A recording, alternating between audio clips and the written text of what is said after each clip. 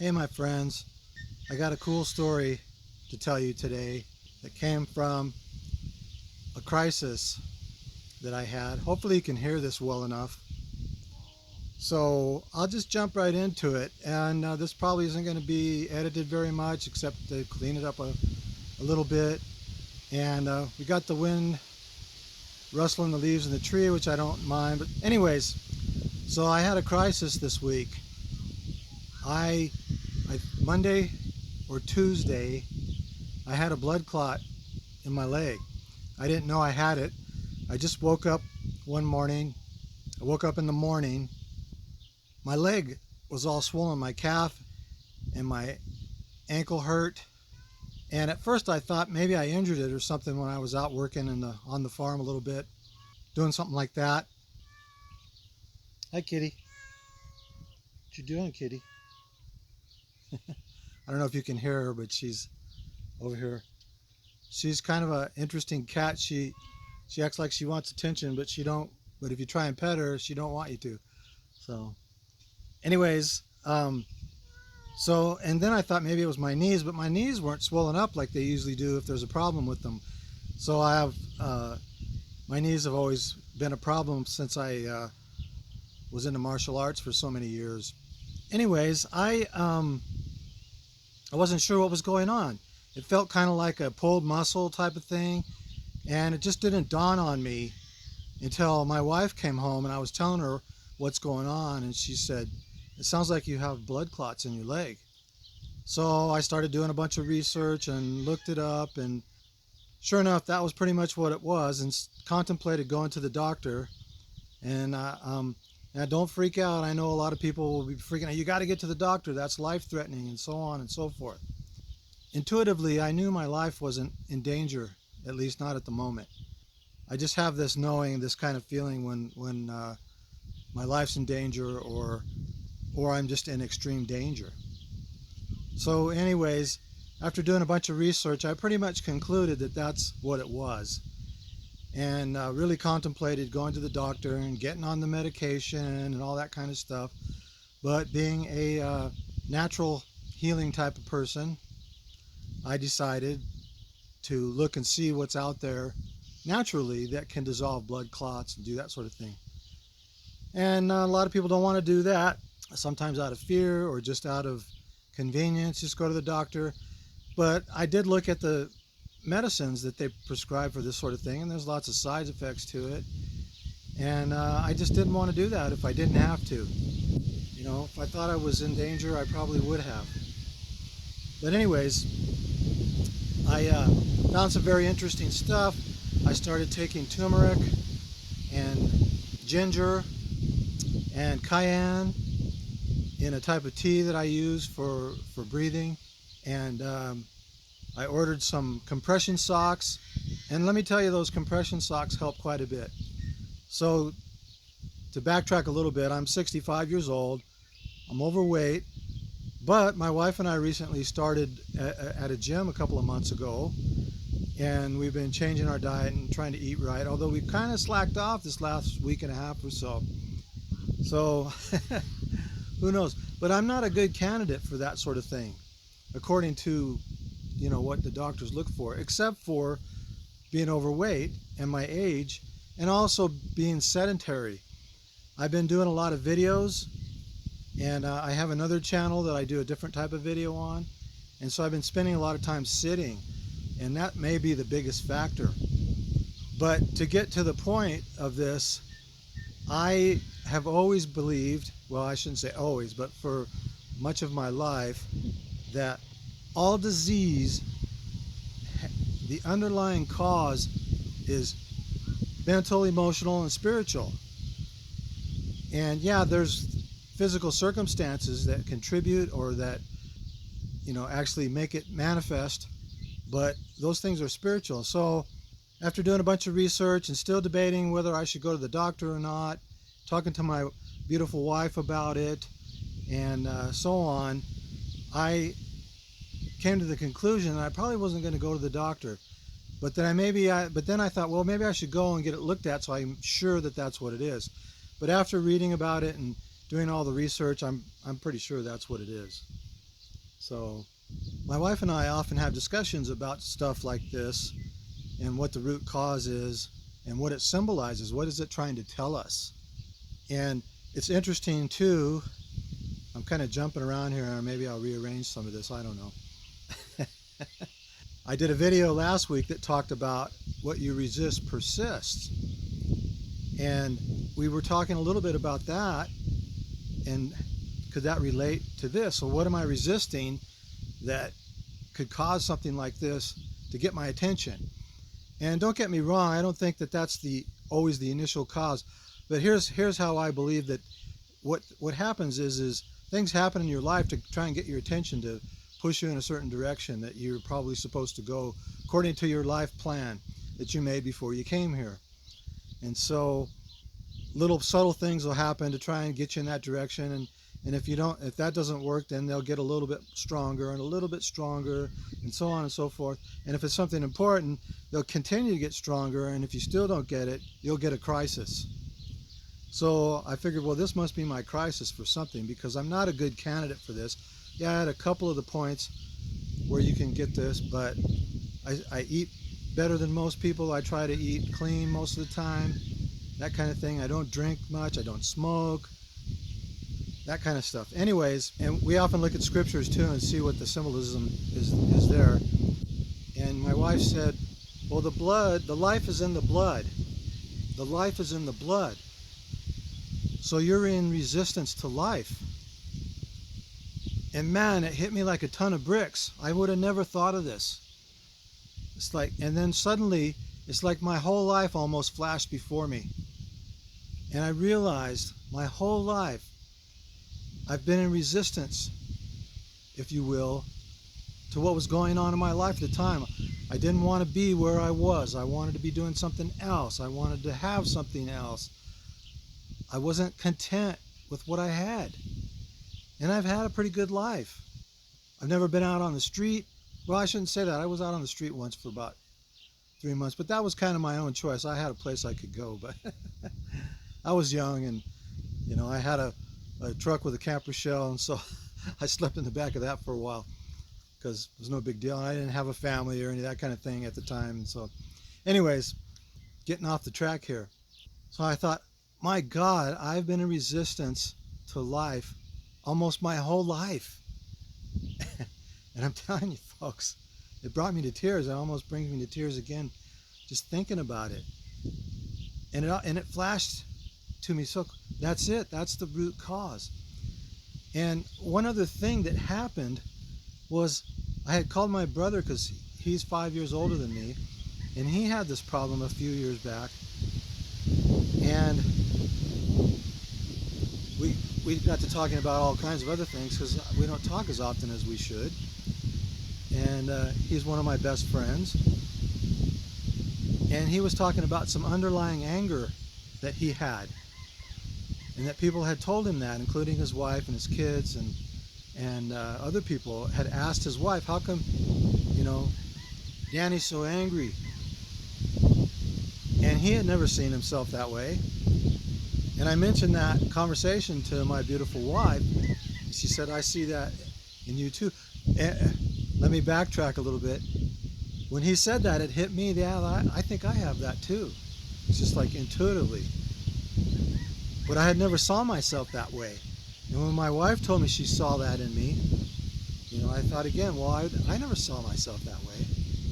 So immediately, her and we start talking and thinking, well, what's the cause of this underlying anger? And it's an anger that has been suppressed, because I've worked hard for years to not be an angry person. But instead of letting go of that anger, I was suppressing it. And it all bubbled to the surface, and that was the breakthrough moment that brought me to tears. As Dr. DeMartini says, when you have a breakthrough, it'll bring you to tears. That's when you know you've broken through.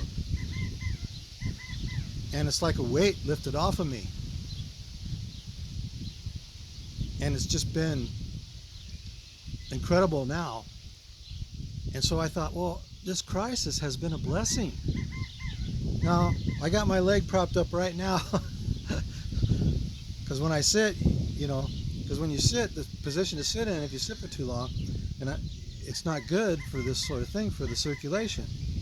And I've been taking a bunch of different herbs and things, and I also have run across this thing called this enzyme called nattokinase.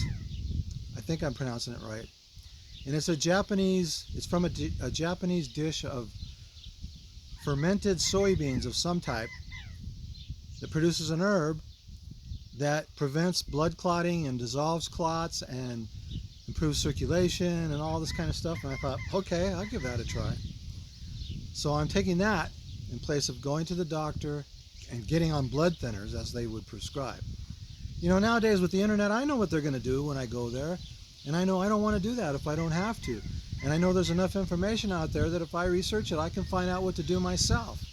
Now again, if I had felt intuitively that I was really in danger of losing my life at that point, I would have went to the doctor probably. And that's the only reason I'll go to the doctor, is if it's an emergency or a broken bone or something.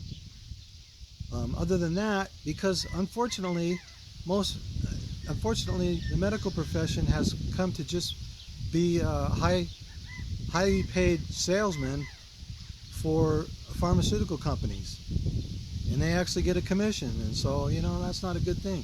And don't get me wrong, there's good doctors out there trying to do the right thing, but still they get indoctrinated, that's why they call them doctors perhaps, to push pharmaceuticals a lot of the time. And even some of the good doctors are still somewhat indoctrinated and do that. So, you know, and I'm not saying this to put down doctors. Like I said, I think there's a lot of good ones out there that are trying to do the right thing with the knowledge that they have. And more of them are becoming open to more natural remedies and preventative maintenance and that kind of thing. So anyways, that sent me on a journey, you know, looking at all the things that I'm angry at and wanting to let go of it all. You know, I don't want to be angry at anything anymore, ever, or anybody. I just want to let it go. Let it all go. How do you do that? That's what I've been asking myself. And so far, I've come to the conclusion that accepting all that is as being for you. Everything is for you, my friends. Nothing is against you. And there's a scripture that says that. Everything works for your good. You know, I throw in scriptures because that's my background. I'm familiar with that. And I look at the scriptures now as metaphorical mainly. And so I always look, and every time I find something like this, like the blood is the life, you know, or if I find it without thinking of a scripture, I'll go, there must be a scripture that teaches this. And it's in there. It's all in there. That's why I believe that the real value of the scriptures is metaphorical and not historical, and you know, because historically it doesn't make sense. It was a mean, nasty time most of the time. Anyways, everything that happens to you in your life, even though it may seem bad or adverse to you, is for you. This crisis of mine, which I didn't want, and I was resisting the pain, the suffering that has caused, and it's been pretty painful, and it's getting better now. I can tell daily. It brought me a profound truth in my life that I didn't even know I needed at the time. Although intuitively, or subconsciously, I must have known I needed it, because I've been talking about what you resist, persist, and I have even talked about how everything works for your good, and it's all for you. Nothing's against you. Even the bad things that happen, they're teaching you and pushing you forward to learn and complete your mission, to learn the things you need to learn and complete your mission in life, whatever that may be. So it's kind of like, go with it, you know. Step out on the edge. We're so busy resisting any possible thing that could harm us that we're missing out on life a lot. And that made me sad, which was probably one of the things that brought tears. It's like, how much life have I missed out, wishing I was somewhere else, wishing I was doing something else, wishing I was with somebody else, you know, wishing I was working somewhere else, whatever the situation would be, and not enjoying the roses and where I was at. And I realize I've been doing it even to this day. Even where I live now, I live in this beautiful farm in this beautiful area. You know, some of you that have watched my videos have seen some of it. And I have a farm channel that I haven't been posting on lately. But if you've watched any of that, you know how beautiful this place is. And I haven't fully appreciated it because I've been in resistance, wanting to do more or wanting to move for different reasons. You know, so now I'm letting go and I'm focusing on that in my meditations. And I'm focusing on forgiving myself for doing that and having gratitude. That's another video I've recently done about gratitude. And so I've known all this stuff intellectually and been working on it, but I didn't have a breakthrough until I had this crisis. You know, it's like God or the universe was saying, hey, he's not getting it. We're going to have to do something more drastic. Because I've been working on this stuff for years. This is just off the cuff, and I'm sitting here. I set up a chair so I could prop my leg up so it doesn't bother me. And I've probably gone from a 9 or 10 on the pain scale down to a 3 or 4. You know, and I wouldn't be surprised if I wake up one morning and it's pretty much gone because I'm letting go of all the anger and all the resistance to life and just enjoy the moment, you know, enjoy the now, be in the now and enjoy it. Learn from it, especially if it's something adverse that you don't want, you know. And it's a cultural thing. We've all been raised that way. Oh, don't do this or this might happen. Watch out for that. That might happen, so on. Our parents, you know, always caution us. No, don't do that. You'll get hurt. You'll burn yourself. You'll get run over by a car, you know. That's programmed into us as children. And so we live in fear.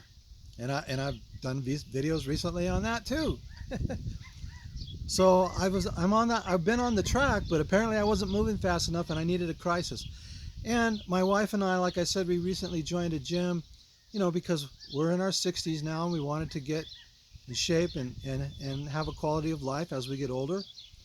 And so I've run across all this stuff now, all the synchronicities of people in their 50s, 60s, 70s, and 80s that are feeling like they're in their, you know, 20s, 30s, and 40s again. Stuff that you can do. And so, a lot of it I've actually known. But this has really been a kick in the butt to get with it. So, and one of those people is Dana White. If you know Dana White from the UFC, or you know of him, he had what they called metabolic syndrome. And he'd been going to doctors for almost 15 years for it and they couldn't do anything about it. They couldn't bring his blood panel levels to where they needed to be. He was almost diabetic and so on and so forth. And he ran across this guy called Gary Brecka, who said, give me 10 weeks and I can have all of this back to normal. And he calls it the ultra human or something like that. And he put him on the superhuman protocol. It's really interesting stuff. A lot of it I already know. He's not the only one that does it, and he kind of caters to the more affluent people. So none of us could probably afford him. But I started looking into what he's doing, and I go, oh, I know this, and I know that, and I know that. There's a few things that I've learned that are new. But this has motivated me to get on the stick. And one thing that Dana said, he said, oh, I love pasta and cake and pie and all the desserts and I drank and so on. He said, I quit all of that and I have no desire to go back. And I've actually been there once in my life when I started a regimen through Mark Sisson's Primal Blueprint. And I stuck with it for about 5 years, and I don't know how I got away with it, but I had no desire for those things anymore. So, anyways, embrace your adversities if you can, my friends, because they're there to teach you something, to tell you something. There's a symbolic metaphor in them, if you look for it. And I'm so glad that I learned that the scriptures were metaphoric, because now I look for metaphors in everything, not just the scriptures. Because everything that's happening in your life is moving you in a certain direction for your good. And if you're not getting it, that's when you start getting things get stronger, and then eventually you'll get some adversity or some crisis that pushes you in that forces you almost in the direction. Either that or you die. And I'm not afraid of dying because I contemplated, at first when I figured out what this was, I thought, well, gee, am I going to die soon? And then I realized, no, it's not my time to go. So I do have some intuition in that area that a lot of people don't, or actually everybody does, but they don't focus on it. So anyways, my friends, embrace your challenges. Forgive all your enemies. Gee, where have we heard that? And realize everything that's happening is for your good. It's for you. It's helping you. Contemplate that deeply. I know just me saying it's not going to go make it, and you might even knee-jerk react and go, oh, that's bullshit, It's not. And I'm learning the hard way a little bit here.